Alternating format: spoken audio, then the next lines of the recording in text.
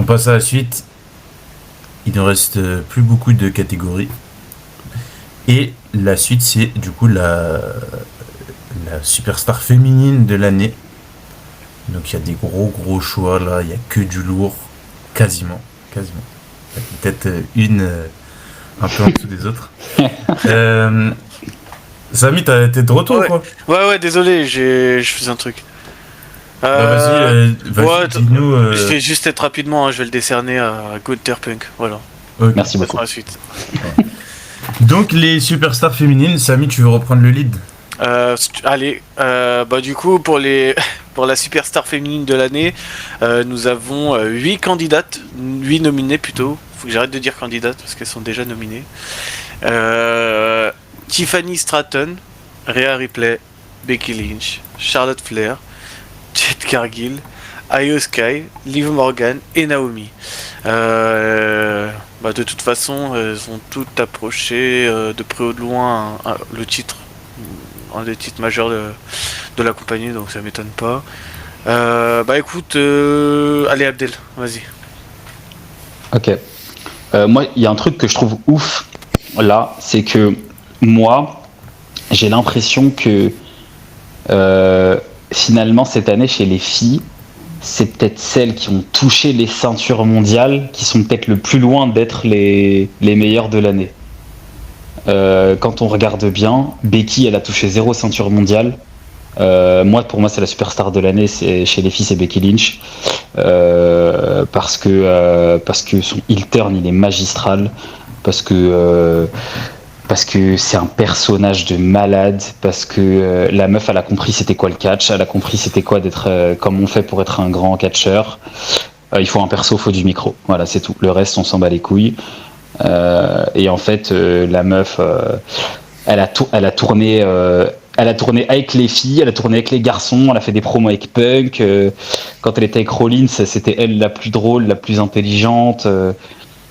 La meuf, elle a réussi à rendre le titre intercontinental important. Elle a poussé, elle a mis sur la carte Lyra Valkyria. Elle a mis sur la carte Maxine Dupree. Là, aujourd'hui, dans le War Games, c'était la seule meuf qui a sorti quelque chose d'intéressant dans son équipe. Enfin, je veux dire, il y a 0 erreur cette année de Becky Lynch. Hein. C'est un sans faute.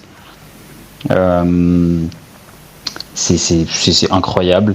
Elle n'a pas touché de ceinture mondiale. Comme on l'a dit tout à l'heure, Charlotte Flair, elle a quand même été très intéressante en tag team. Elle n'a pas touché de ceinture mondiale non plus.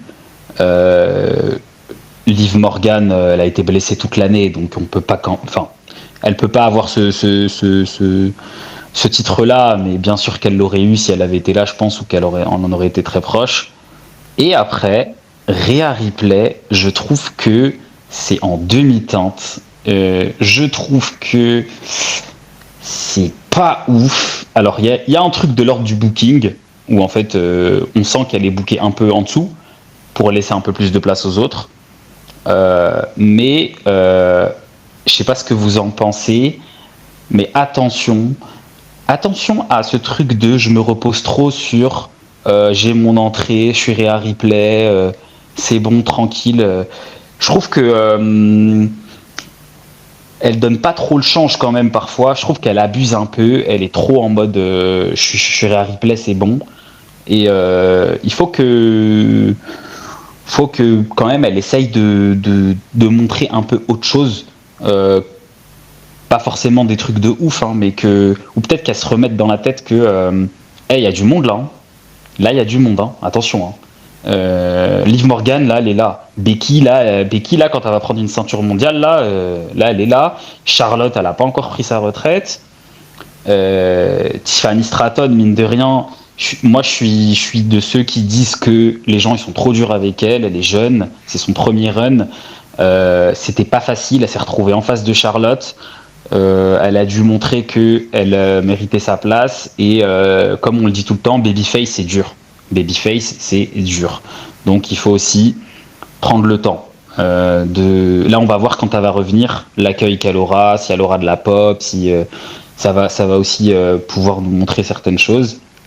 Io Sky elle a 0 mic donc c'est ça le problème. On l'a déjà dit plein de fois. Et après, il y a Jade Cargill qui, pour moi... Naomi, j'ai pas dit, mais très bonne année. Mais Naomi, c'est un peu le dépannage. Naomi, elle n'était pas forcément censée là où elle devait être. C'est un peu le dépannage, c'est le coup de poker. Et son heel turn, pareil, il est magistral aussi. Et après, bon voilà, elle a sa grossesse et tout, donc ça lui met un coup d'arrêt, mais c'était très bien aussi. Et il y a la Jade Cargill. Et là, il y a un problème. Parce que moi, je trouve que au final, cette ceinture-là, au final, elle est dure à porter. Hein. La ceinture WWE des meufs, là, je me demande si quelqu'un l'a vraiment bien portée, cette ceinture, depuis qu'elle existe. L'autre là, encore, je trouve que ça va, mais celle-là, je trouve que j'ai pas vu grand monde bien la porter chez les filles. On a l'impression que c'est l'autre, la ceinture importante chez les filles, et que celle-là, c'est la ceinture moins importante, alors que c'est censé être l'inverse, comme chez les mecs. Donc, ça, il y a un truc à faire sur ça, je pense, en 2026. Et voilà. Donc, au final, moi, j'ai trouvé que toutes les meufs qui n'avaient pas forcément eu de ceinture ou de ceinture mondiale, bah, elles ont fait le taf de ouf, quoi. Parce que c'est pas la ceinture qui fait le perso, mais le perso, il attire tout le reste, quoi. Les ceintures, les bonnes histoires, les bons matchs. Donc, voilà. Becky Lynch. Bravo, Becky Lynch. Ok. Ouais, vas-y. Ah, pareil, Becky, c'est clairement le plus gros. C'est la plus grosse divertisseuse. Hein. C'est la seule, c'est la meuf qui te donne le plus envie de. Ah, bah il y a Becky, il y a un segment Becky. Alors, qu'est-ce qui se passe? C'est la seule meuf qui fait le plus cet effet-là. Hein. Naomi, un registre trop précis, trop court aussi quand même. C'est vrai que c'est vraiment c'est du dépannage, quoi. C'était pas elle forcément le projet imminent, quoi, donc c'était assez spécial, et en plus grossesse. Liv Morgan pas là, Io Sky ça peut pas parler, et je pense que aussi Io Sky, le truc c'est que en fait ils ont beaucoup utilisé Rhea Ripley pour garder Io Sky relevant, quoi, qui a peut-être un peu freiné Rhea Ripley dans ce truc de grosse babyface, grosse babyface, hein, tout simplement, mais genre trop gentil, trop entré, je viens sauver, trop voilà, quoi. En plus, surtout quand t'as une partie de tes programmes où tu tournes avec tout l'arc asiatique là. Bah en fait c'est très problématique. L'arc asiatique. Parce que ça peut pas parler en fait. Donc moi je pense que c'est un truc qui a aussi bien freiné Rhea Ripley, hein, dans ce truc de vouloir garder quand même les talents, notamment Io Sky comme talent asiatique sur le devant de la scène. Et vu que Rhea elle apporte cette lumière là et qu'elle a cette puissance et cet engouement généré sans même avoir à faire besoin, mais quoi que ce soit, comme tu l'as dit, elle entre, ça explose. Ouais. J'ai beaucoup vu ça cette année, et c'est vrai que en fait, quand Rhea, le truc où vraiment on s'est dit un peu ok, pas mal, c'est le truc Rhea Charlotte segment à table, ce qui oui. Quoi. Et parce que Rhea Charlotte, c'est pédigré légendaire, ça parle, il y a un historique, il y a de quoi challenger. Là où les autres, de toute façon les Chinoises parlaient comme on le dit, hein. C'est pour ça que Becky c'est la star de l'année, quoi. Becky elle fait 1m40, elle fait 50 kg, elle fait pas de powerbomb, elle fait machin, mais par contre quand elle ouvre sa gueule, le programme il explose, quoi. Donc c'est pour ça que t'as des trucs qui se vendent bien, des trucs qui se vendent pas bien. Vacker, Vacker elle est pas si anecdotique. Alors que voilà, elle a porté la poids lourd. Normalement, Ouais. star de l'année, c'est ça. Hein. Star de l'année, normalement, c'est les Batista, c'est les Cena, c'est les gros moments, les grosses ceintures. Mais c'est ces mecs-là qui font que le moment il est gros, c'est pas le titre, quoi. Donc, si t'es une grande personne, et ce que tu tiens sur ton épaule, ça devient un gros objet. Là où cette année, il y a eu beaucoup de performeuses qui n'ont pas pu élever le show, le programme, le machin, quoi. Donc Là où Becky Lynch, avec des cacahuètes, mais elle t'a transformé ça Les cacahuètes. en caviar, quoi. Donc, Tiffany, c'est vrai que Tiffany, pareil, Tiffany c'est jeune, Tiffany elle a dû se taper une Charlotte en plus qui faisait un retour, donc c'était pas forcément. On n'était pas dans un programme en fait. En fait, la rivalité Charlotte, Tiffany se voulait être une rivalité, je pense qu'ils voulaient quand même mettre de la lumière et valider Tiffany, sauf que dans une Tiffany très babyface, c'est quand même peut-être plus intéressant de le faire quand elle est en face d'une heel, même si Charlotte elle a l'attitude pour, c'était pas suffisamment convaincant et t'avais des fois des segments où en fait, Charlotte elle était pas non plus si sifflée que ça, je pense.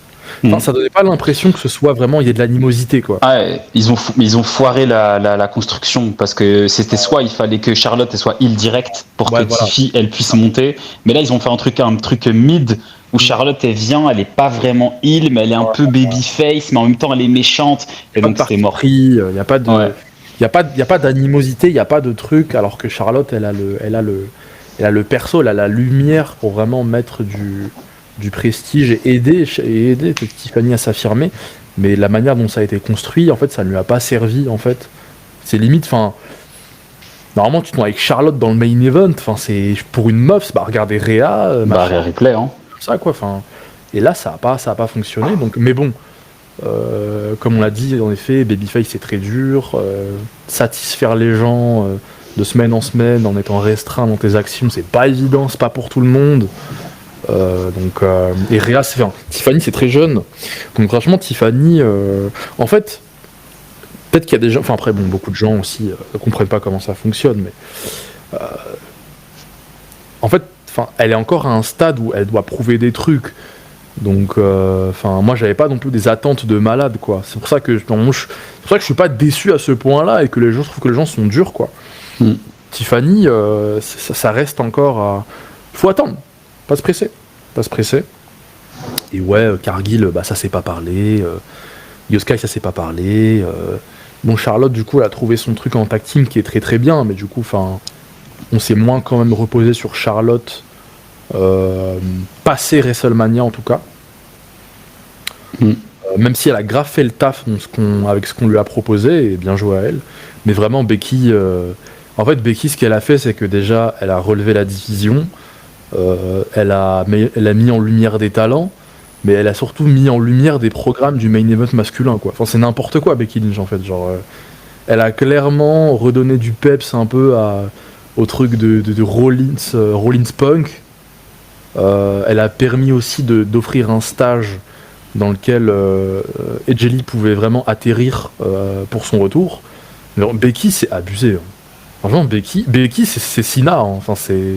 Non, là, elle est... Becky, c'est GOAT, hein.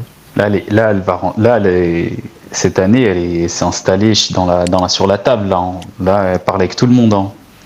Elle parle avec Reigns. C'est n'importe quoi, Becky, non, L'année prochaine, elle sera sur la table de poker avec Reigns. Ah, putain. Rollins, elle va lui chercher de l'eau, là. My hot husband. Mais elle est trop forte, franchement. Incroyable. Les segments là où Becky elle rage, où Becky elle fait des blagues, mais elle est terrible. Elle est terrible. Incroyable. Allez, Kyrian. Bon, même si ça. Bon, l'essentiel a déjà été dit. Oui. Becky aussi pour ma part. Quand même, je suis assez déçu, moi, de Stephanie Vaquer. Elle n'est pas dans la liste, là, mais je suis assez déçu. Quand je l'ai vu monter dans le main roster, j'en parle là parce que, bon, c'est les filles, donc j'en parle. Moi, j'avais beaucoup d'espoir quand je la voyais à NXT et tout. J'ai dit, tiens, elle a un petit perso sympa et tout, qu'est-ce que ça peut donner dans le main roster? Et au final, je suis très déçu. Bon, elle s'est pas parlé. Je m'étais dit que ça pouvait faire un peu un truc où son perso peut prendre le dessus et du coup, elle n'aurait pas énormément besoin de parler. Bon, au final, c'est cataclysmique, hein, ça marche pas du tout. C'est inévitable de parler. Déception. Ouais, bah oui. Aujourd'hui, Oui, oui, pas bien y sûr. échapper. Hein.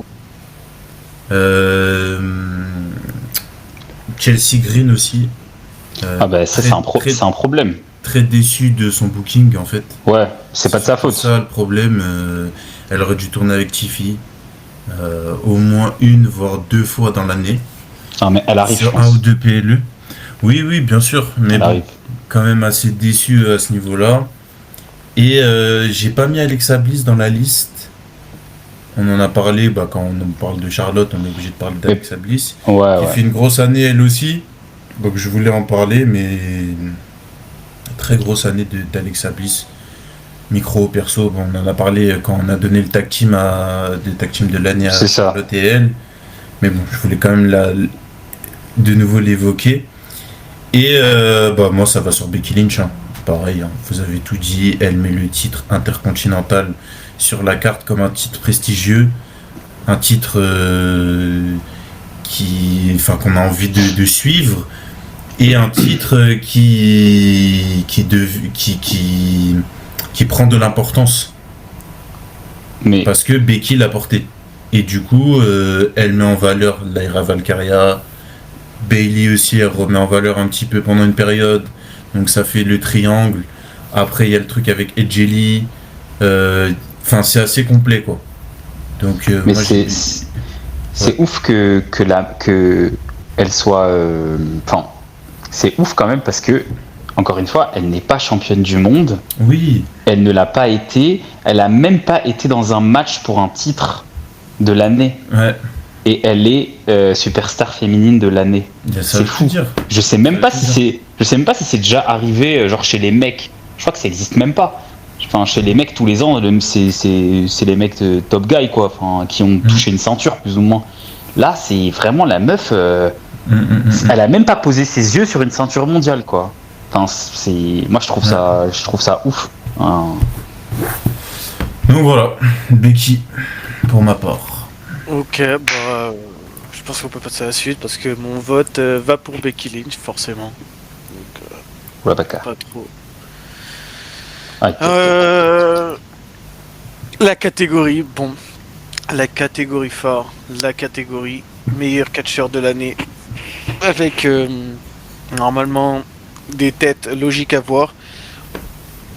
Entre Cody Rhodes, Roman Reigns, Seth Rollins, CM Punk, Drew McIntyre, John Cena, Jey Uso et Gunther. Tous ceux qu'on voit là ont marqué cette année et on va pouvoir désigner selon chacun qui est le meilleur catcheur de l'année. On va commencer par Kyrian. Bah, en fait, déjà, j'ai envie de dire, c'est possible que ce soit la catégorie où on soit le plus, où nos avis divergent le plus. Enfin, peut-être que je me trompe, hein, mais On va voir, hein. bon, déjà, Jey Uso, il est là parce qu'il prend Rumble et titre pour lourd à Mania. Il fait quand même il est quand même booké dans l'année comme une grosse superstar et tout, mais il est bien en dessous de tous les autres. Drew McIntyre aussi un petit cran en dessous des autres parce que bon, il y a quand même une bonne partie de l'année où il est pas dans les grosses histoires, notamment à Mania où il est dans sa feud avec Priest. Il y a aussi ce truc de tag team avec Logan Paul et tout, ça a pris quand même pas mal de place, donc la moitié de l'année ça fait quand même beaucoup, donc je l'enlève. Gunther pareil, au début de l'année c'est quand même il fait une grosse road lui pour lui-même, mais il perd quand même le titre. Après on le voit plus pendant plusieurs semaines. Il reprend le titre mais il le repère de nouveau à SummerSlam, donc les deux grosses échéances il perd le titre.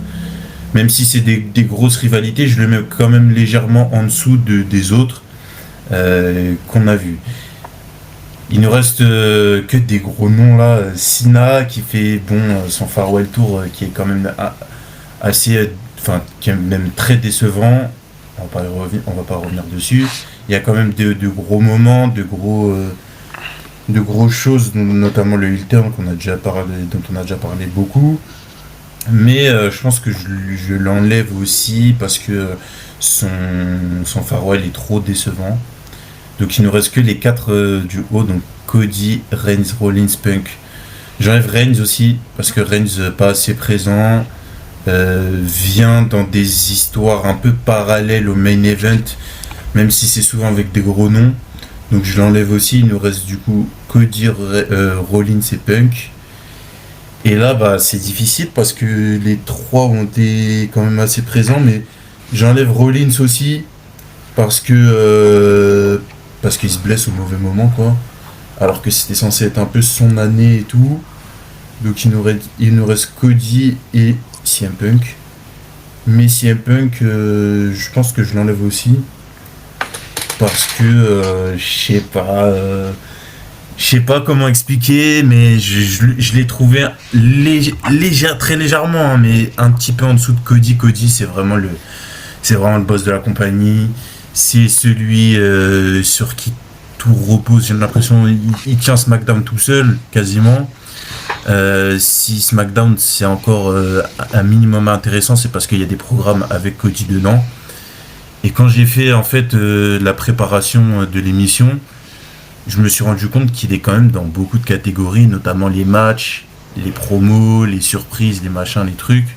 Il y a quand même beaucoup de fois où il y a des segments, soit qui sont directement issus de Cody Rhodes, soit où Cody Rhodes participe. Donc pour cette raison-là, moi je mettrais Cody Rhodes en number one, en The Wrestler of the Year. Voilà. Ok, Abdel, vas-y. J'enlève Jey Uso, Drew McIntyre aussi, Roman Reigns. C'est pas possible quand tu travailles 3 fois dans l'année.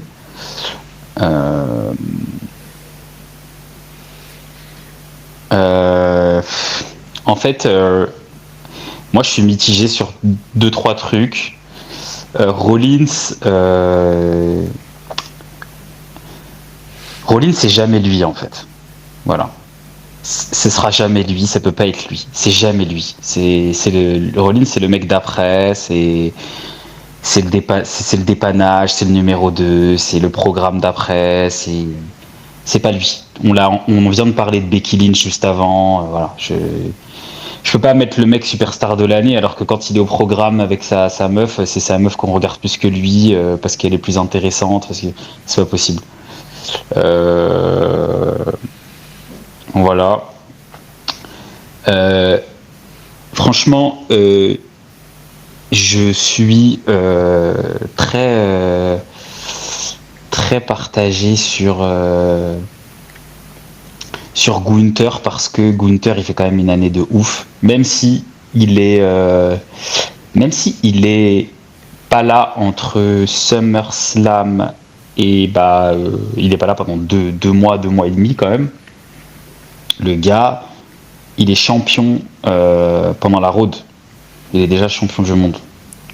Il est champion depuis pas mal de mois. Il roule quand même sur son show avec sa ceinture. Il se prend Jey Uso. Il peut rien faire. Il fait ses promos, mais le mec il est nul en face de lui. Il doit perdre le match. Il revient. Il reprend sa ceinture parce qu'en fait c'est lui le boss. Et après il fait le match de l'année avec Punk. Parce qu'on vient d'élire le match de l'année. Et il revient et il fait taper Cena. Si ça c'est pas une année de ouf, c'est quoi une année de ouf? Et le gars ça fait 3 ans il est dans le main roster. Et après Cody, vas-y c'est le boss de la compagnie, etc. Il fait une feud avec Cena, on la connaît et tout, Rhodes, etc. Il est dans le heel turn, il est dans les moments, quasiment tous les moments marquants, c'est vrai. Et il porte la compagnie sur ses épaules et tout. Donc ça c'est indéniable. Mais je vais dire CM Punk comme superstar de l'année. Pourquoi ? Parce que Cody, il est associé une bonne partie de l'année au Farewell Tour de Cena et la feud avec Cena. Et Cena, il est pas là. Cena, il est pas là. Il est là que de temps en temps. De la Road jusqu'à SummerSlam, c'est Cena. Et en fait, il y a des trucs où il doit meubler avec les autres. Il y a des segments avec R-Truth, il doit intervenir parce que... Enfin, je trouve que comme le Farewell est raté, comme la Road est un peu ratée, enfin, la construction avec Cena est un peu ratée, bah, ça impacte quand même un peu. Et je trouve que ouais, c'est pas ouf. Et il y a un moment où il n'est pas là pendant longtemps lui aussi, hein. Rappelez-vous, hein. Je crois qu'il y a un moment là, quand il reprend la ceinture à Cena à SummerSlam, on le voit plus aussi pendant un mois, un truc comme ça. Parce que c'est quand Reigns et lui tournaient Street Fighter là. Et Punk, j'avoue, lui, il a charbonné cette année. Punk, il a charbonné, c'est son année. Il prend son premier main event de WrestleMania. Il a des feuds quand même iconiques, que ce soit Cena quand il fait sa pipe bomb, leur match à Night of Champions, que ce soit sa feud avec Gunther, qui est dans le meilleur match de l'année. Il remporte son titre après je sais pas combien de temps. Il se mange le cash-in, il se relève, il va regagner son titre. Il va enterrer Jey Uso une bonne fois pour toutes, parce que celui qui enterre Jey Uso, là, qui le renvoie d'où il vient, c'est lui, hein. C'est Punk qui nous débarrasse de Jey Uso enfin. Et là, il finit cette année quand même au Survivor Series, au War Games, dans un énorme match. Alors c'est pas lui le MVP du match, mais il est dans l'équipe en mode co-capitaine, en gros, avec Reigns et Cody. Les trois, ils sont énormissimes. Et j'ai bien aimé encore une fois sa promo avec Cody, un peu là, les deux champions et tout, où tu vois que lui, quand il a la ceinture, c'est pas Rollins, quoi. C'est genre, c'est le champion, Cody il arrive, oh calme-toi, c'est moi le champion de mon show là, détends-toi. Donc je trouve que cette année Punk il a montré que ouais, il a 48 ans, ouais c'est un vieux, mais putain c'est un vrai main eventer et c'est rien d'autre. Et je pense qu'il ship un peu la vedette à Cody. Il grille la priorité à Cody là en fin d'année sur ce titre. Donc moi je mettrais CM Punk quand même sur cette année. Ok, merci pour ton avis. Et ouais, Will, tu peux y aller aussi. Et bah je m'étais décidé sur exactement le même choix. Punk. Je vais reparler un peu des autres vite fait. Même si Gunther il est sur une grosse année, il n'est pas encore dans la top guy sphère. Genre les mecs qui font entrer le cash de malade, les gigantissimes géants. Ça va arriver, hein. Et d'ailleurs, se faire taper Cena, ça a bien aidé, je pense. Jey Uso, bon bah non, pour des raisons bien connues. Cena, pareil, trop peu présent. Manque de cohérence, un manque de disponibilité, décevant, bricolage, enfin c'est décevant. Drew McIntyre, pareil, c'est pas un mec de cette sphère. Aujourd'hui, dans cette ère, malheureusement, la concu avec laquelle il doit bosser, c'est des mecs. Il est dans une ère all-time, hein. Malheureusement, c'est pas pour tout le monde, hein, donc. Voilà, Rollins, comme on vient de le dire dans le truc juste avant, c'est pas question de palmarès, hein. Parce que on en voit beaucoup des Rollins il a gagné ci, il a gagné ça, il a tout pris, bah c'est forcément lui. Quand tu regardes les programmes, les segments, les weekly, les mecs avec qui il tourne, quand il tourne plus avec eux, et bah on s'en fout. Son groupe il est pas si convaincant, ils sont pas tout le temps ensemble. C'est petit, quand il pète, c'est parce qu'il tourne avec d'autres mecs. Reed il s'est affirmé de ouf parce qu'il a pété. Il a pété grâce à Reigns. Braun Breaker, bon bah du coup ils se sont débarrassés de Rollins, mais ça a pas l'air de leur faire tant de mal que ça, parce que Paul Heyman il est toujours là et c'est un peu le mec qui a fait que il a heel turn quoi. C'est The Vision, c'est plus ou moins aussi Paul Heyman, une grosse partie. Et bah là on voit Breaker qui est sur le point de se lancer avec Monsieur Phil Brooks dans une road. Donc encore une fois, c'est pas Rollins en fait le vecteur, le rouage d'énormes succès quoi. C'est jamais vraiment trop lui, c'est plus les mecs en face. Reigns pareil. Bon Reigns c'est une puissance gigantissime, hein, peut-être la plus grosse de la compagnie, mais 3 fois par an. Cody, ouais c'est vrai que Farewell ça l'a un peu affecté dans le sens où il était en stand-by quand Cena n'était pas là, donc il y a eu du bricolage. Cody c'est irréprochable, sinon en termes de profil il peut tout faire, il prend tout le monde, il est trop fort. Mais c'est vrai qu'il y a le truc où Punk le devance un peu sur le côté un peu bouffé d'air frais, parce que Punk il reprend un titre après une dizaine d'années, en champion, mais qu'est-ce que c'est solide CM Punk quand même. Enfin, l'attitude elle est juste monstrueuse. Il y a un truc moi qui m'a vraiment frappé sur des segments où Punk et Cody sont présents en même temps. On dirait que c'est toujours Punk qui prend l'initiative la plus spontanée et Cody il vient suivre Punk, genre. Alors que Cody, il est censé avoir la ceinture la plus lourde. Sauf qu'on dirait que Cody il est deuxième, genre derrière Punk un peu. Dans certains segments, genre. En fait, Punk, vu que après c'est aussi un ancien, il a un perso spécial, mais c'est aussi question d'attitude, je trouve. Où Punk, il a ce charisme naturel un peu personne peut le contrôler, quoi. Personne peut le tester, c'est un premier, il fait ce qu'il veut.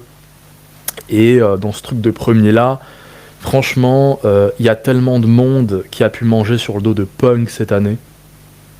Genre, heureusement qu'il y avait ce lien d'exploitable avec Paul Heyman et Reigns pour la Road à Mania 41. Si Rollins il réussit à vraiment beaucoup s'affirmer dans le main event ces dernières années, c'est parce que Punk il est revenu, car tous les gros programmes de Rollins, il y a Punk dedans. Sauf qu'après Punk, il te pond le meilleur match de l'année quasiment avec Gunther, il te met une lumière de ouf sur Gunther. Et les Knights qui galèrent de ouf à pouvoir s'exprimer, performer sur le haut de la scène, il peut le faire parce qu'il peut se faire challenger par Punk. Franchement, Punk, en fait, là où il va, on veut voir. Et tout le monde veut voir, genre. Et je trouve que cette année particulièrement, on a pu voir ça. Pareil, comme tu l'as dit dans la promo, dans les promos un peu où faut s'affirmer. Punk, lui, il te dit que clairement, ici c'est mon show, c'est moi qui contrôle la zone. Redescend. Là où t'as Rollins qui va mendier du respect. Alors que c'est Rollins le projet de l'année, hein. Sauf que y a des trucs qui mentent pas, quoi. L'attitude, le charisme, comment tu te portes, ta présence. Et Punk, en fait, je trouve qu'il l'a fait d'une manière vraiment un peu bouffée d'air frais, particulière, quoi. Là où Cody, on sait que c'est le boss. Donc là où c'est vrai que il nous a vraiment fait plaisir dans le fait de pouvoir tourner avec Cena au micro à un niveau très élevé. Vu que Cena n'était pas tout le temps là, par la suite, c'était un peu stand-by, là où Punk, avec n'importe qui, mais ça marche, quoi. Avec n'importe qui, on s'en bat les couilles parce qu'il est là. Et en fait, il a cet effet Becky. Ou c'est Becky qui a cet effet Punk, hein, comme vous voulez. Mais Punk, c'est vrai que c'est vraiment la lumière qui a permis à n'importe quel programme, de n'importe quel show, de vraiment faire le taf de ouf. Et surtout marcher. Punk, ça marche. Genre, je trouve que cette année particulièrement, il a trop fait de bien. En fait, son retour a trop fait de bien tout court, genre. Il fait grailler tout le monde. C'est tout, hein. Je trouve que cette année particulièrement, il a fait manger trop de monde. On a trop bien mangé cette année grâce à lui, genre. Imaginez sans lui cette année. Ah mais de toute façon, là, je vais décerner mon prix et même si... C'est décisif là, Samy, hein. Fais gaffe. Hein. Ouais. Même si, je vais rien dire, je vais pas dire de même si. Alors, mon prix sera décerné pour CM Punk. Ouais. Je pense que même si Cody, je pense que son année c'est 2024 plutôt, où on peut le désigner comme meilleur catcheur de l'année, mais cette année, CM Punk, il a vraiment été au-dessus. Au-dessus. En fait, ils ont apporté chacun leur truc, mais Punk, en fait, comme il il a apporté un truc qui est différent, que peu importe avec qui il a tourné, que ce soit en 2024 ou 2025, comme vous l'avez dit, je vais pas, de toute façon, je vais pas développer. Il a été présent et à chaque fois qu'on a demandé à compter sur lui, il a donné signe de vie, il a montré qu'il était là, il a montré qui il était, et bah, ça me paraît logique de le désigner comme catcheur de l'année. Oui. Ouais. Et enfin, ça c'est. En vrai, j'ai même pas envie de le présenter, je laisse Kyrian le présenter. Allez. Attends, je vois une dinguerie là. Steven Austin. Bon, les gars. Là, on va passer un peu sur des trucs un peu plus en mode gaulerie détente. Samy a présenté là pendant toutes les petites catégories qu'on a faites.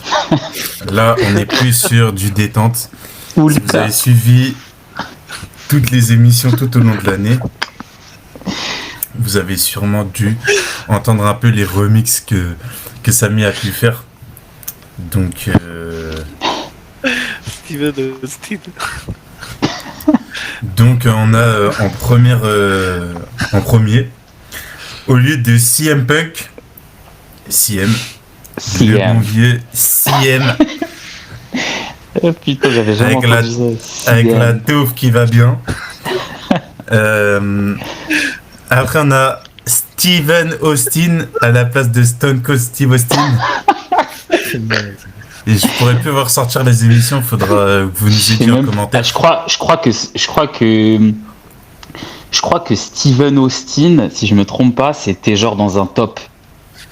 Est-ce que c'est ou alors est-ce que c'est pas la review rétro des Survivor Ouais, Series? c'est peut-être la review rétro. Ah non, je crois que c'est Ulka, c'est dans un top. Ulka, c'est dans un top. Ulka, alors après Ulka, je sais même pas d'où ça sort. Moi, je me rappelle de Ulka, hein. Je peux vous expliquer si vous voulez. Et la fameuse Gunta. Gunta, ça, c'est la classique, quoi. Vas-y, Abdel, explique-nous un peu. Ulka, en fait, on faisait une émission sur les. C'était notre dernière, là, top 20 all time, là. Je crois que c'était ça, top 20. Oui, on avait fait un top 20 all time. Et c'était le tour de parler de Hulk Hogan, en fait. Ça sort et tout. Et Samy, il donne son avis. Et au moment où il donne son avis, il dit Hulk. Il dit Hulk Hogan. Après, il dit comment on dit déjà, parce qu'il voulait dire Hulkamania. Et du coup, il a dit Ulka, c'est son nom. Vous pouvez réécouter. Il dit mais c'est Ulka son nom. Et même pendant l'émission, du coup, on rigole. Et à un moment, moi, je dis c'est devenu un russe, ce qui s'appelle Ulka maintenant. Du coup, ça m'a. J'étais mort. Ah, mais. En fait, je crois que je vais me décerner moi-même. Je pense des quatre, celui qui me fait le plus rire, c'est Steven Austin. Je sais pas pourquoi j'ai dit ça. Steven Austin est excellent. Ou CM, frère. Le bon vieux CM. CM, tu l'avais sorti normal, à l'aise. Ouais, CM. Chacun va donner son avis. J'ai donné le mien. Moi, je sais pas. Moi, Ulka, ça m'avait grave fait rire. Hein. Franchement, Ulka, c'était trop drôle. Et moi, je vais donner à CM parce que CM, c'est un truc de ouf de l'appeler CM. En plus, il l'a jamais appelé comme ça. Mais je crois, mais si je dis pas de bêtises, hein, il me semble que c'était dans une émission où je n'étais pas là et que genre Samy, il avait dit ça. Ah ouais. Il avait dit ça et j'avais écouté en différé, j'étais mort de rire. Faut qu'on la retrouve cette émission. C'est CM, frère. Bah vas-y, Samy, choisis ton. Non, en vrai. Ton meilleur mème. Ah, je sais pas. Hein. En vrai, le bon vieux CM, ça me fait rire, mais Steven Austin. Moi, je veux pas le remix. Steven Austin. Il a tué des goats en plus. Hein. Ouais, t'as tué que des gouttes. Tu t'es pas trompé sur Jey Uso, genre. Oh putain. Steven. Vas-y, bah CM l'emporte alors. En plus, il y a une position là de CM sur la photo là. Ouais, pour toi, c'est quoi le truc de con? Moi, c'est CM. CM, ça m'avait choqué. CM. Ça m'avait même pas fait rire, ça m'avait choqué, genre. C'est ça le pire, tu vois. Qu'est-ce qu'il dit quoi là? C'est qui ça? CM. Ah putain, mais, mais je crois qu'en plus je l'appelais CM et qu'à un moment je voulais me rattraper, du coup j'ai essayé de l'appeler par son prénom. Après, t'as dit Phil, t'as dit Phil, t'as commencé à faire n'importe quoi là. Tu peux juste dire punk. T'as fait un détour. Hein. Je te jure, moi je l'appelais Phil, frère. Tu vois, mode, bah, Phil, personne l'appelle Phil, frère. Oh mon dieu. Punk, frère. Donc on part sur CM, c'est ça? Ouais, CM. Ouais, CM, frère. Et la dernière catégorie, la meilleure émission de Chokeslam Podcast. Ah, ça, c'est à nous de Vas-y, voter ou Samy, on laisse. Samy, détaille-nous un peu, présente-nous. Ok. Ah ouais, j'étais parti, moi. La meilleure émission, notre meilleure émission. Là, c'est un peu le moment, votre moment à vous, les viewers. C'est un peu vous qui allez choisir. Nous, on vous présente un peu les émissions, mais je pense pas qu'on va donner un avis dessus parce que c'est un peu subjectif.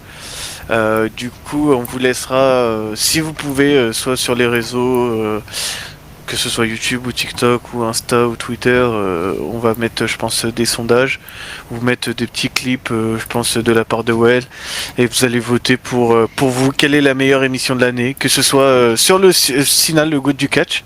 Donc c'est pas une émission qui est encore sortie, ça? Si? Bien sûr que si. Si, c'est moi qui déconne, je croyais qu'on parlait du Farewell Tour, mais c'est autre chose. Randy Orton, donc le surcoté. Le débrief de Clash in Paris, alias notre première apparition en studio.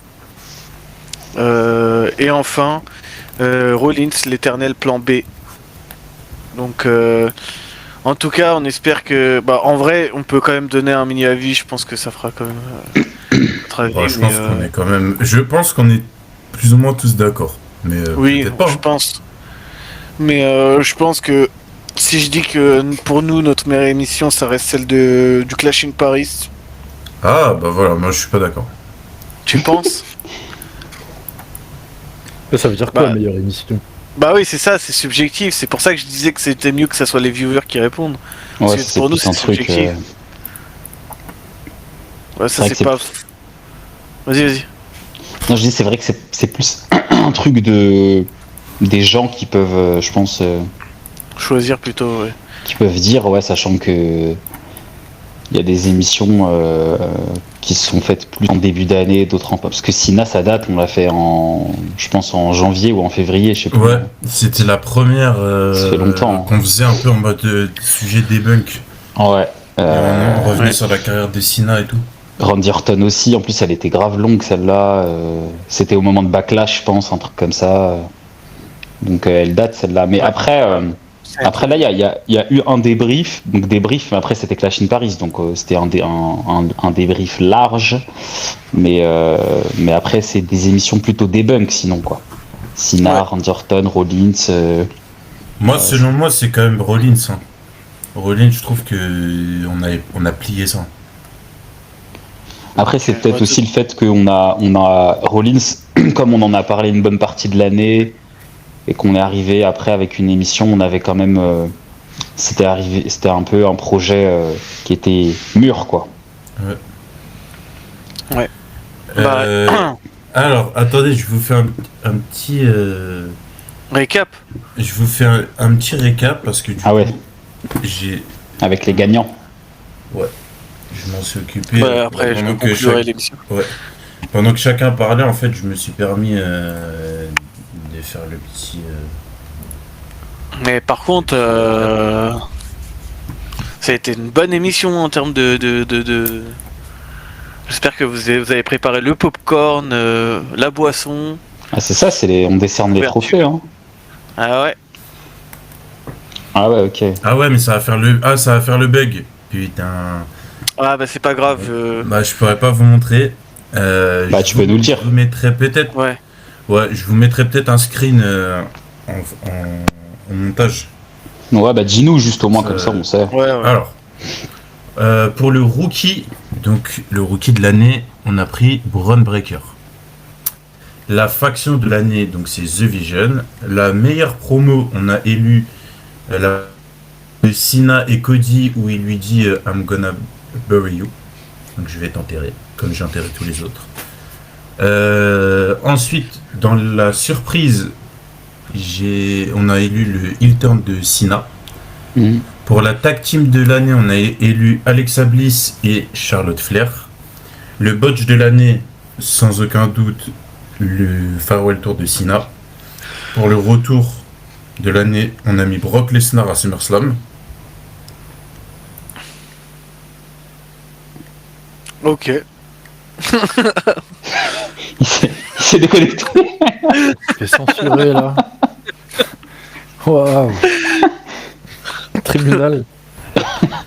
Ah ouais, botch. Botch de l'année, déconnexion. Botch de l'année. Au moins, je peux vous mettre les trucs directement. Voilà. Ok. Donc j'en étais à Brock Lesnar. Et Sina, il est dans combien de catégories là? Beaucoup. Hein. Lui est bien présent quand même. Brock Vraiment Lesnar, son retour année, de hein. l'année. Feud de l'année, Cena Cody. Enterrement, Solo Sikoa. Mention spéciale à Damien Priest. Absence de l'année, Liv Morgan. Match de l'année, Gunther contre Punk à SummerSlam. La femme de l'année, on a élu Becky Lynch. CM Punk pour les hommes. Et le remix CM. CM. Bah, finalement, CM Punk aussi, il est pas mal. Hein. Ouais. Ah ouais, il est là, il est présent ce bâtard. Bah écoutez, en tout cas, comme. Oubliez pas de voter. Oubliez pas Ouais. de voter. Allez, votez pour l'émission de l'année, ouais, ça nous ferait plaisir. Ouais, c'est ça. On fera des petits trucs. Je vais conclure l'émission. Bah, n'hésitez pas à continuer à nous suivre. Pour ceux qui écoutent pour la première fois, on est disponible sur différentes plateformes, que ce soit YouTube, TikTok, Instagram, Twitter. Kyrian et Well, surtout Well, alimente le compte TikTok. Kyrian, il essaye d'alimenter à peu près le reste. En tout cas, ça a été un plaisir. Vous le voyez peut-être pas parce qu'il n'y a pas ma caméra, mais je suis bien en costard derrière cet écran grisé. Quel mytho celui-là. En tout cas, ça a été un plaisir du coup de pouvoir remettre ces prix aux Sammy Awards et on se retrouve à la prochaine émission.